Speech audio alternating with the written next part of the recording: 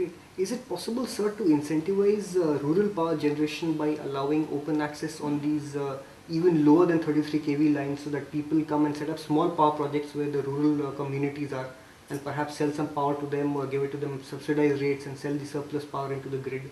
No, at below the voltage level, it will be very difficult at this stage. Technically difficult. Yeah, technically and some other things also. At this stage, we cannot go beyond 33 kV.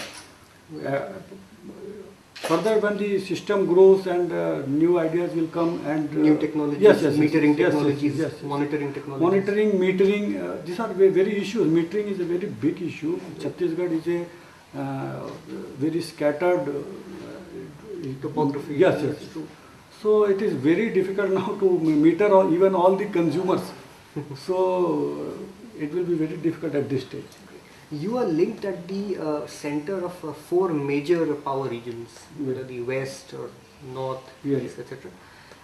So what kind of role can Chhattisgarh play to ensure that you can export power and help other regions of India to meet their power requirements? Yeah.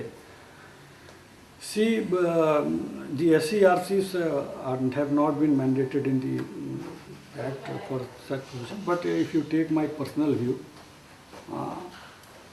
see, we should think about the whole country.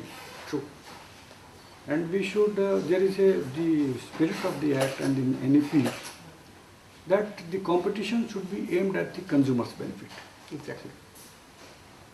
So reasonable and affordable prices. We should also analyze the economic situation of our citizens. There are lakhs of BPLs and consumers who cannot pay. In Chhattisgarh, we have 35 lakhs of BPL card holders. This is a tribal dominant area, large number of tribal population. They don't have even the access to electricity. And rural electrification is also 52%. Rural electrification target is also fixed by the Ministry of Power. So first we should try to electrify our state. Right. Because a number of consumers are deprived of electricity at this stage. If we have surplus power at present, we can, our utilities and the government, they can dispose of according to. There is a feeling in certain quarters, like for example, we've had the water sharing controversies between 2 South Indian states, which happened a few years ago. So whenever we come to emotional issues and emotive issues such as water, electricity, other resources of the state, why should my resources go to another state? What kind of conflict of interest can we avoid in the larger national interests, so to say? See, electricity, it is a very basic human need. True. And when a power plant or a power is established in the state, naturally there is expectation that the power should be given within the state. First, we should fulfill the requirement of our consumers.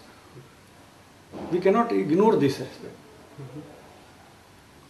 So first, even in a small BSP, Bhilai Steel Plant is a very small distribution licensee of our state. And recently a power plant of 500 megawatt of NSPCL has been established. We were working on the tariff proposals, and on hearing, the consumers demanded for a low electricity rates. Right. Because the power plant has been established in their area. And it is a natural that we should strike a balance between the power developers, right, consumers, the government. We should make a balance all this. In NEP it is stated that we can gradually phase out this selling of power. Right. It is my personal view, in a particular time limit. Suppose for the first 2 or 3 years, you can have 50 out of your 100% capacity, you can sell 15% 2 or 3 years outside according to your will. Gradually you can, for a certain period of span of time, you can reduce it, and you can sell after 10 or 15 years according to your wish.